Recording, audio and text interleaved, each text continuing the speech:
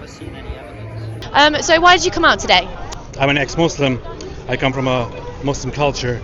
I know how messed up things are in Muslim cultures, for example. That's just one example of places that refugees frequently come from and where things don't really end up very well for the hosts.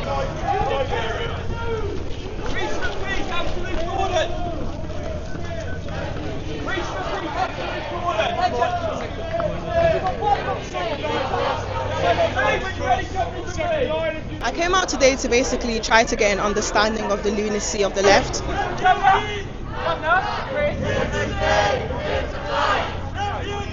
Here to fight.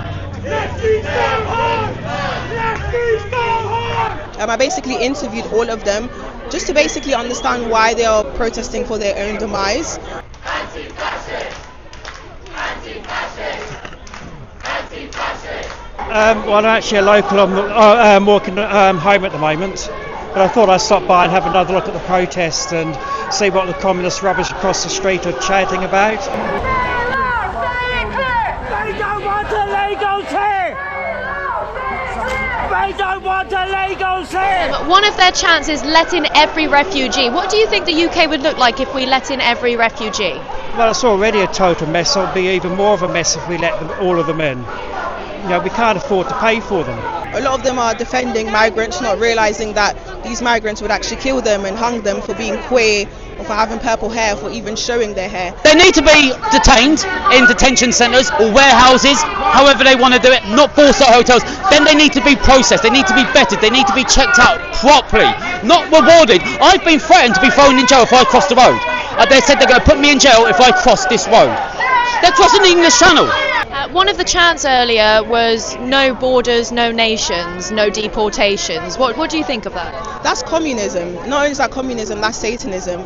The Bible is very, very clear that every country needs borders. Every country needs an identity.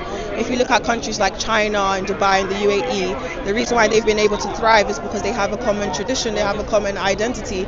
And I'm not sure why the British, for some reason, are not allowed to share that same common identity.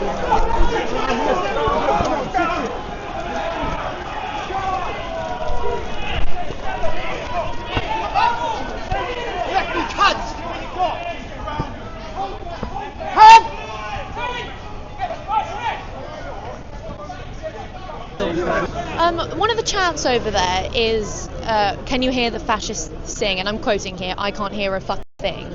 When it's a mass group shouting profanities in a public place like that, what are the rules against that? I mean, you're potentially looking at offences there, but go to the Met Police press office. So over here, as you can see, both protests have continued to grow.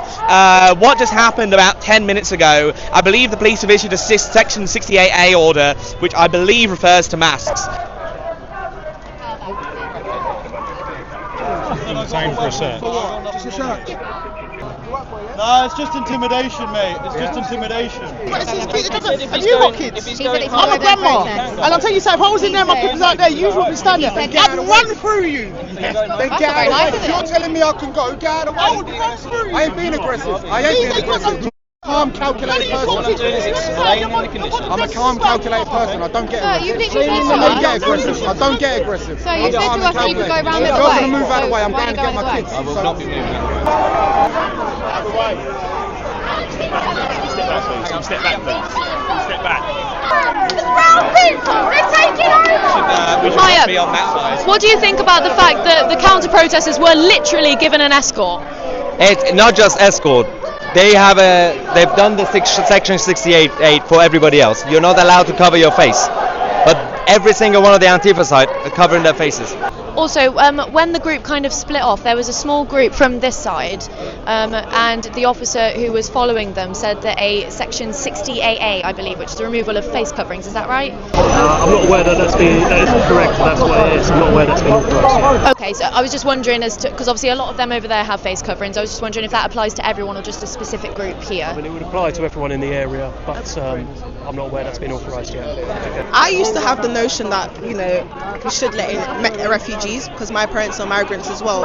It wasn't until I actually started to work with refugees, that's my 9 to 5, that I realised that these people most of them, and I find it so interesting, they're not importing them from people from civilized places. They're importing people who have no interest in learning English. They're importing people who have very low views of women, specifically white women, and they're importing people who have no intention in contributing to the country. So what will happen is the quality of the country will decline.